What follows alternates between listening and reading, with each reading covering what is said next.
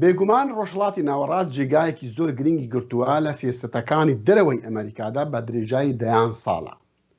بە هەموو پیوانێکیش داڕشتنی سیاسەتێک بۆ یەکێک لە وڵاتانی ڕۆژهەڵاتی ناوەڕاست پەیوەندی بە وڵاتانی تریشەوە دەبێت.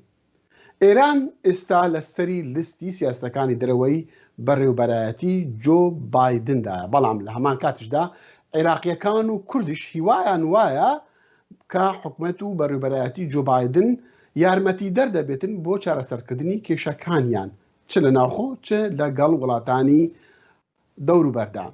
ئایا تا چەندێک ئەم هیوایە ڕاست بینە بۆ وەڵامدانی ئەم پرسیارە میوانداری بەرێز لوقمان غەفور دەکەم کە ئێستا لە ویلاتی مینیسۆتایە و چاودێر و شارەزای سیاستەکانی ئەمریکایە. کاک لوقمان ئەم کاتت باش بۆ زۆرێک لە وڵاتان لە حکومەتەکان لە خەڵکی ڕۆژهەڵاتی ناوەڕاست پێیان وایە کە حکومەتی بایدن باشتر دەبێت لە حکومەتەکانی پێشووتری ئەمریکادا.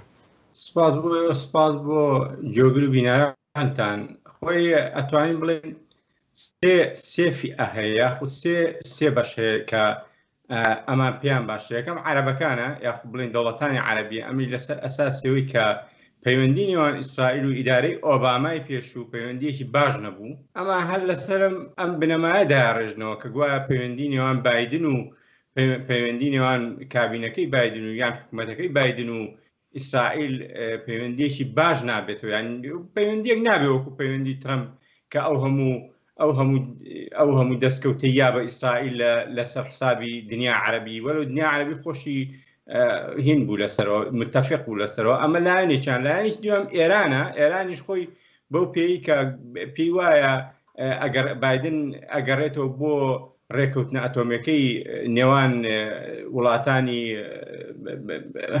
وڵاتانی ئەوروپاوی ئەمریکا پێکەوە لەگەڵ ئێرانە، ئەوە چونکە هەمان سیاسەتی پیان وایە هەمان سیاسەتی ئۆباما پەیڕەوەکە. ئەوەی تریشان کووردە کورد پێی وایە لەبەرەوەی بایدن لە سەردەمەکانی پێشوە لە ئیدارەی ئۆباما چەند جارێک ئیدارەی ئۆباما مەسەرەن پێشوازی لە کاک مەسعود کردووە لە کۆشی سپی و یاخود پەیوەندی نێوان خوا لە خۆش بوو مامجەرال لەگەڵ ئۆباما و لەگەڵ بایدنا باز بوو. ئەمان لەسەر ئەم عاتفەیە یعنی بنیادەنێ، بەڵام ئەمانە بەڵام لە سیاسەت وانە. من پێم وانە وەکو خۆم پێم وانە سیاسەتی بایدن جیاوازیەکی ئەو تۆی هەبێ لەگەڵ سیاسەتی دۆناڵد ترامپ لە خۆرهەڵاتی ناوەڕاست، یعنی دەستکاری هەندێشت ناکرێت.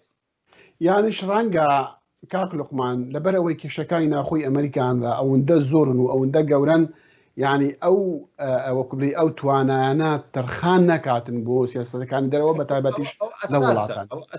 ئەوە ئەساسە، یعنی وێستا خۆ ئەمریکا خۆی لە کێشەیەکی گەورایە لە ناوخۆی، کێشەیەکی قوڵی ناوخۆیی هەیە کە بەڕاستی زۆر زەحمەتە بە بایدن چارەسەر بکرێت.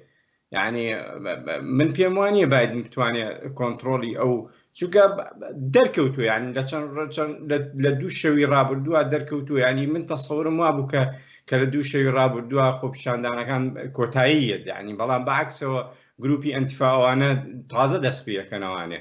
یعنی لەبەرەوە من بڕوام نییە بەو دەرەجەیە بێت سیاسەتەکە لە خۆرهەڵاتی ناوەڕاستە لە قازانی ناوچەکە بەو دەرەجە گەورەیە بێت کە تەسەورات دەکرێت.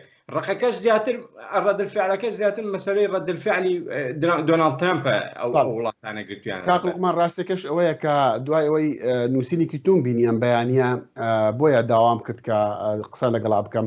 بۆ نمونەیە یەکێک لە شتەکانە کە تۆ جەناب دەنووسی دەڵێ کورد ئومیدی لەسەر سەرۆک بایدن هەڵچنیوە بۆ مەسەلەی ڕاواکەیان و کە پێت وایە ئەمە شتێکی ڕاست نییە. بۆ ئەزانی بۆ ڕاز نییە کاکە خۆیمە تەجروبەمان هەیە لەگەڵ ئەمریکا. یعنی لە پێشتر ئێستا باشە خۆ ئێستا هەر بوازە بایدن بێنی با بێنێ سەر دۆناڵد ترامپ. خۆ دۆناڵد ترامپ نەبوو پێشوازی لە کاک نەشیروان بارزانی کرد.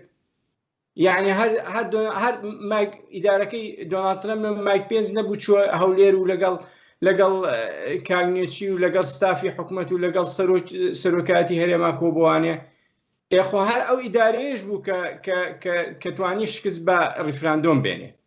یعنی کەواتە ئێمە نابێ ئەنجا لە ئێمە ئەبێ باسی ئەوەش بکەینەوانە. باشە خۆ هەر لە سەردەمی ئۆباما بووە کە پێشوازی لە سەرۆکی هەرێم کاک مەسعود کرا لە کۆشی سپی کەواتە مەسەلەی پەیوەندی سیاسی یاخود بڵێن قسەکردنی سیاسی لەسەر ئاستێکی دیبلۆماسی زۆر جیاوایە لە تموحی سیاسی. تموحی سیاسی تۆ ناتوانێت تموحی سیاسی خەونی مەسەلەیەکی گەورەی تۆ بنیاد بنی لەسەر ئەوەی ئیدارەیەک ئەگۆڕێ سەرۆکێکی تازەیە تۆ ئەبێ لەسەر ئەوە بنیادی بنێ سیاسەتی ئەم وڵاتە چۆن بۆ بەرامبەر بە تۆ پێشتر ئەگەر تۆ بتەوێت دەوڵەتی بۆ دروستکە ئەوە ئەبێ هەموو نەخشەی خۆرهاڵاتی ناوەڕاستی بۆ بگۆڕێ ئێخۆ ئەم جارێ خۆی پێش هەموو شتێ ڕسێ تەواوکەم کاک دەخیل خۆی پێش هەموو شتێ جاری ئەمریکا خۆی کێشەی لەگەڵ حکوومەتەکانە هەیە یعنی مەسەن بۆ نمونە کێشەی لەگەڵ حکوومەتی عراقیا هەیە کێشەی لەگەڵ حکوومەتی ئێران هەیە کێشەی لەگەڵ حکوومەتی سووریایە کێشەی لەگەڵ حکوومەتی تورکیا هەیە چۆنیە دەستکاری سیستەمی سیاسی چوار دەوڵەت ئەکا لەبەر خاتری تۆ ئەگەر ئێمە باسی دەوڵەتی کوردی گەورەش بکەین ئەگەر خۆ باسی دەوڵەتێکی بکەین دەوڵەتێکی کوردی لەناو عێراقا کوردی لەناو عێراقا ئەمە هەر تا ڕادەیەک زۆر زەحمەتە دەستکاری ئەبێ وەکو دەڵێن سەقفی هیواکانیان هەبێت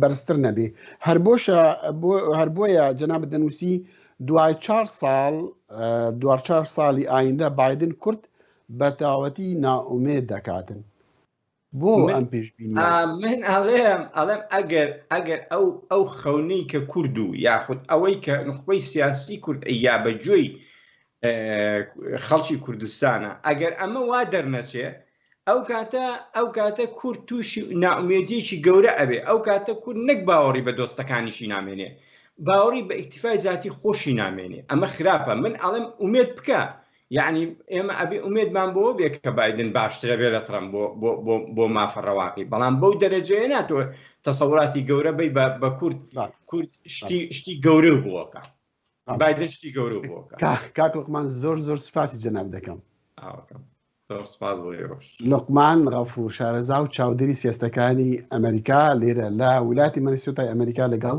کورد کۆنەکشن سپاس